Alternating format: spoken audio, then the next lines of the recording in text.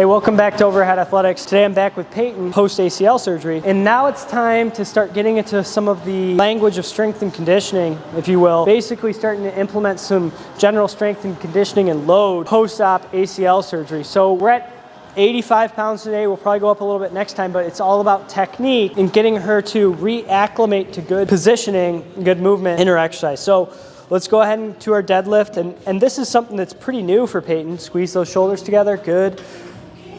Up and then down. And we're gonna do higher repetitions. Every set, or every rep, I want you to reset your position. We're looking for symmetry side to side. Drive that left knee out just a little bit more. Left knee out, good. And we're trying to reestablish some just good positioning, no kind of faltering through the back. Pause. Pause at the bottom of the next one. Reset, pull those shoulder blades together. Keep the bar closer to your shins. Just working on good technique. And you can see she loses it when she puts it down at the end. We've yelled at her about that. And once we're done with our deadlifting, we like to go into kind of our split squat progression where she's actually got to touch the knee and come back up. And right now we're at no load for this, so go ahead and hop up here. We've got her in a relatively low bench to start. And we're gonna progress that height kind of as she has some stability through that knee. And we're gonna do bilateral for these exercises. We'll show one set of each here. Toe is slightly pointed in. You're good.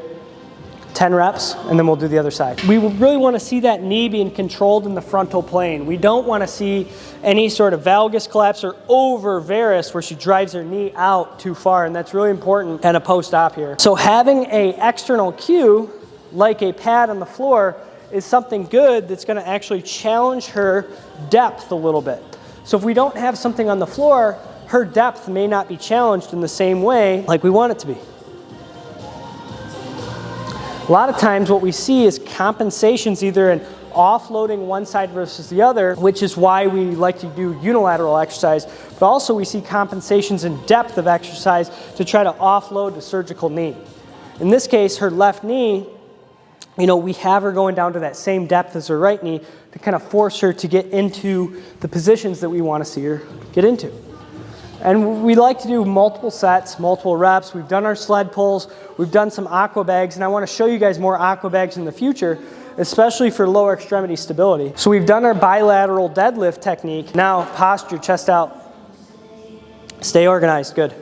Now we're going into unilateral. Hamstring closed kinetic chain is really important to work on, but so is open kinetic chain. And we're doing a little bit of both. So we've got closed kinetic chain and open kinetic chain, especially for the hamstring. We're starting to do here soon a little bit more open kinetic chain there of the quadricep. I like a knee extension machine to start. It's very simple, very easy to do. Same time we're working on flexibility as always. Posture, good. But I want to think about with our ACLs is actually applying load with some strength and conditioning exercises that are complex movements are going to be very effective, not just for strengthening and kind of reacclimating the knee to load, which it encounters quite a bit of in running, about 6 times your body weight going through the knee in reaction force. But also, we want to start thinking about kind of creating symmetry in the body a little bit and starting to develop load or tension under load, which is really good for neuroendocrine responses and those sorts of things, which may be some of our biggest adaptation to strength and conditioning. So start thinking exercise. Let's go back through one more set here. Start thinking exercise in a bilateral to give the system some load, look for symmetry, work on technique, and then unilateral, the same thing. The best thing you can do to get an athlete to be as symmetrical as possible is to get them comfortable under load. And then we can give her some cues here, because as she fatigues, we will start to see some asymmetry. Push out into my hand, push out into my hand. Push out on the way down. Push right now at the bottom. Push, good. Same thing. So I'm just having her push out into my hand there at the bottom of the exercise, which is very good for giving her a little bit of a cue to say, I have to drive the knee out a little bit whenever I do the exercise. Let's go back up here. We've seen a lot of talk about force closure. And one of the big issues with ACL injuries is the external rotation of the tibia as the knee drops in. We want to make sure she's in internal rotation as she goes down, because we've seen that external rotation allows for pronation, valgus collapse, and that's a big mechanism of injury for the ACL.